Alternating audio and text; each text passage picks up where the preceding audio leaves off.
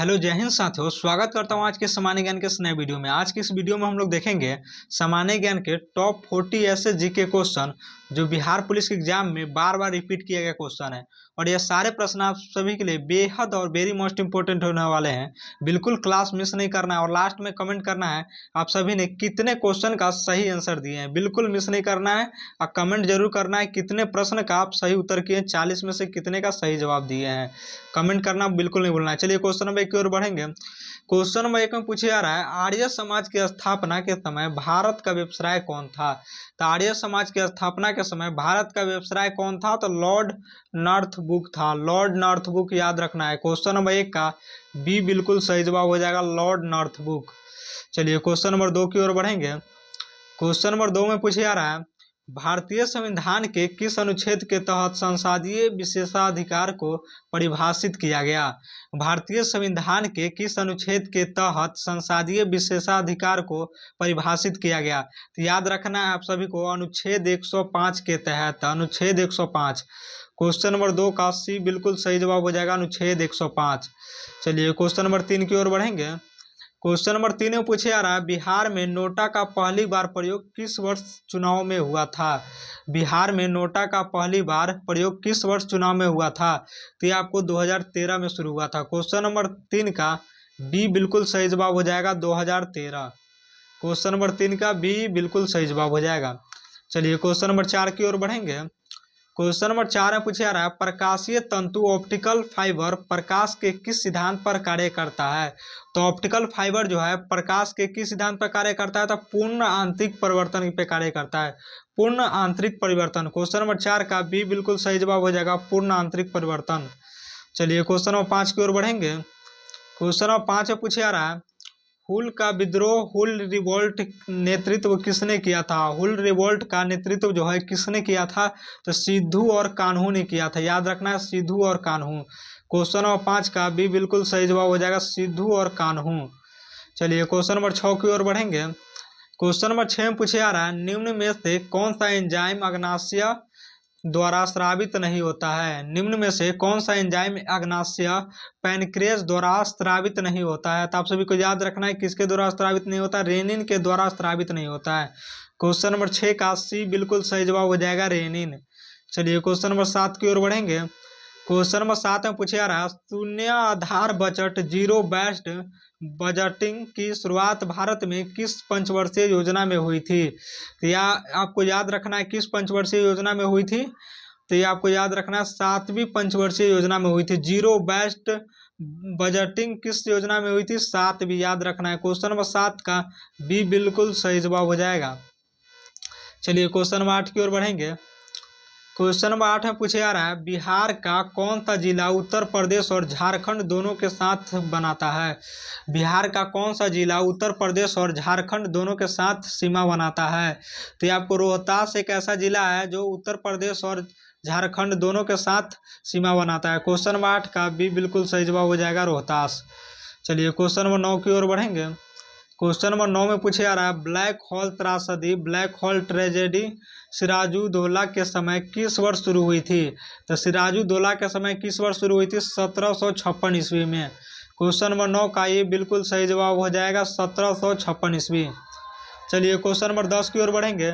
Question number 10 से पूछा जा रहा है, रक्त में ग्लूकोज की मात्रा को नियंत्रित करने वाला मुख्य हार्मोन इंसुलिन कहाँ से निकलता है। रक्त में ग्लूकोज की मात्रा को नियंत्रित करने वाला मुख्य हार्मोन इंसुलिन कहाँ से निकलता है। तो आप सभी को याद रखना है, बीटा कोशिकाओं से निकलता है। क्वेश्चन नंबर 10 का भी बिल्कुल सही जवाब हो जाएगा, बीटा कोशिकाओं से। चलिए क्वेश्चन नंबर 11 की ओर बढ़ेंगे। क्वेश्चन नंबर 11 में पूछा जा रहा है, फर्मी किसकी सहायक है। फर्मी किसकी इकाई है। तो फर्मी जो है किसकी इकाई है, दूरी लंबाई की इकाई है। क्वेश्चन नंबर 11 का सी बिल्कुल सही जवाब हो जाएगा, दूरी लंबाई की इकाई है। चलिए फर्मी किसकी इकाई है, दूरी लंबाई। चलिए क्वेश्चन नंबर 12 की ओर बढ़ेंगे। क्वेश्चन नंबर 12 में पूछा जा रहा है, संविधान सभा में बिहार से कुल कितने सदस्य चुने गए थे।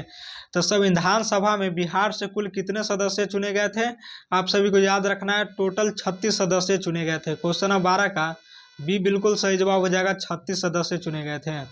चलिए क्वेश्चन नंबर 13 की ओर बढ़ेंगे। क्वेश्चन नंबर 13 में पूछा जा रहा है, बहमनी साम्राज्य की स्थापना के समय दिल्ली का सुल्तान कौन था। तो बहमनी साम्राज्य की स्थापना के समय दिल्ली का सुल्तान कौन था? मोहम्मद बिन तुगलक। मोहम्मद बिन तुगलक याद रखना है। क्वेश्चन नंबर 13 का बी बिल्कुल सही जवाब हो जाएगा, मोहम्मद बिन तुगलक।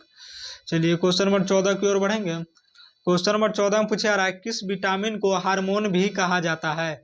किस विटामिन को हार्मोन भी कहा जाता है? तो किस विटामिन को हार्मोन कहा जाता है? तो विटामिन डी को हार्मोन भी कहा जाता है। क्वेश्चन नंबर 14 का डी बिल्कुल सही जवाब हो जाएगा। चलिए क्वेश्चन नंबर 15 की ओर बढ़ेंगे। क्वेश्चन नंबर 15 में पूछा जा रहा है भारत में मिश्रित अर्थव्यवस्था का सुझाव किस समिति ने दिया था? तो भारत में मिश्रित अर्थव्यवस्था का सुझाव जो है किस समिति ने दिया था? तो बॉम्बे प्लान समिति ने दिया था। क्वेश्चन नंबर 15 का बी बिल्कुल सही जवाब हो जाएगा, बॉम्बे प्लान।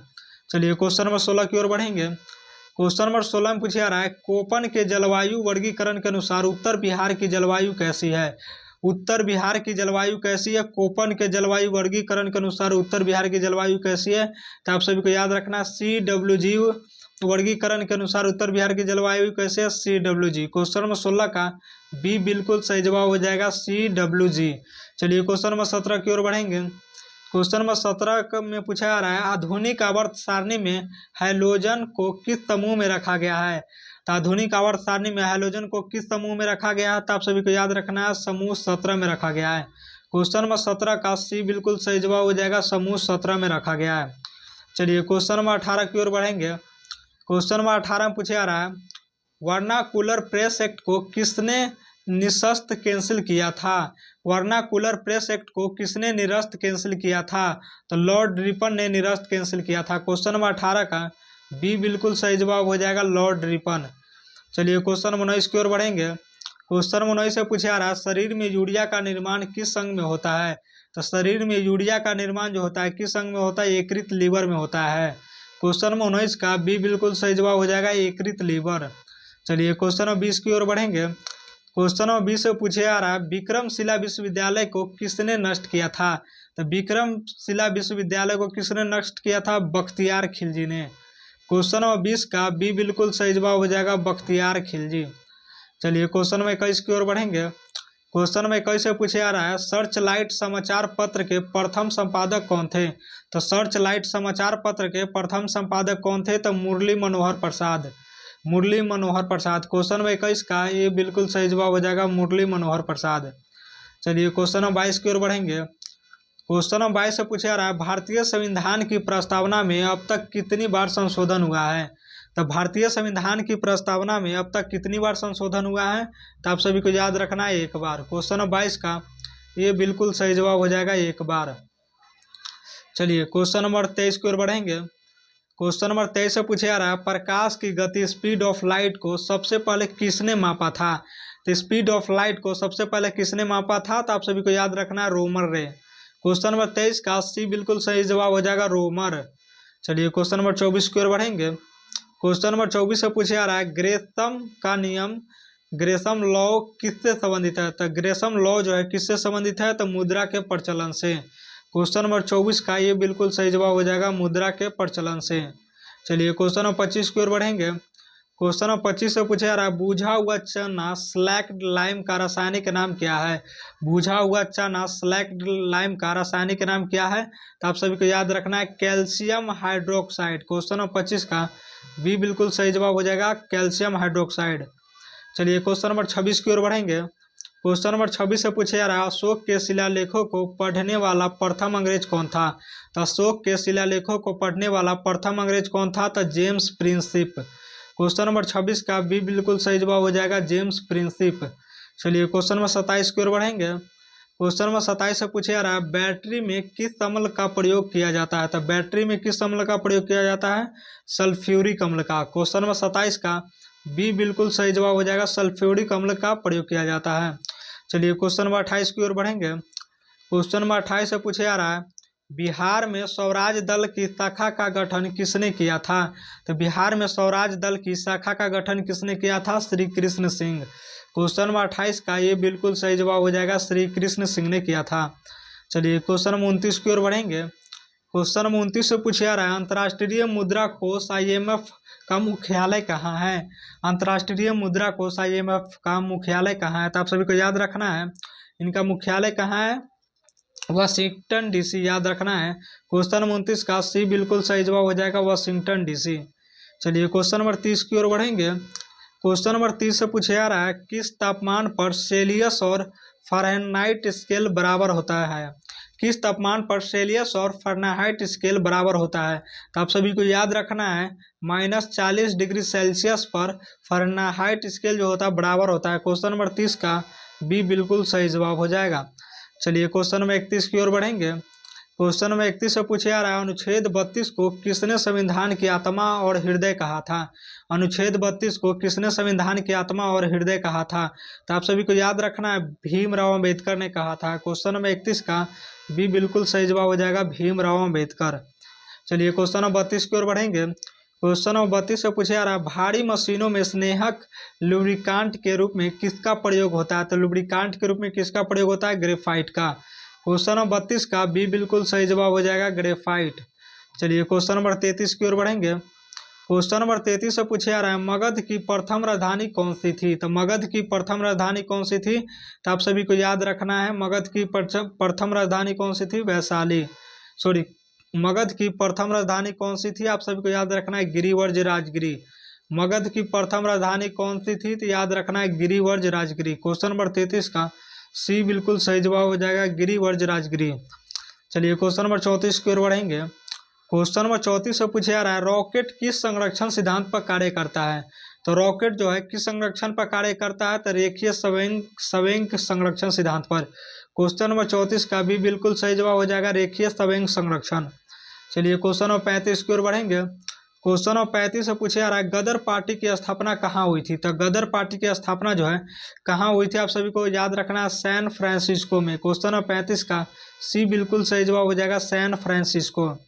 चलिए क्वेश्चन नंबर 36 की ओर बढ़ेंगे। क्वेश्चन नंबर 36 से पूछा जा रहा है मानव रक्त का पीएच मान कितना होता है। तो मानव रक्त का पीएच मान 7.4 के बीच होता है। क्वेश्चन नंबर 36 का सी बिल्कुल सही जवाब हो जाएगा मानव का रक्त मान 7.4 के बीच होता है। चलिए क्वेश्चन नंबर 37 की ओर बढ़ेंगे।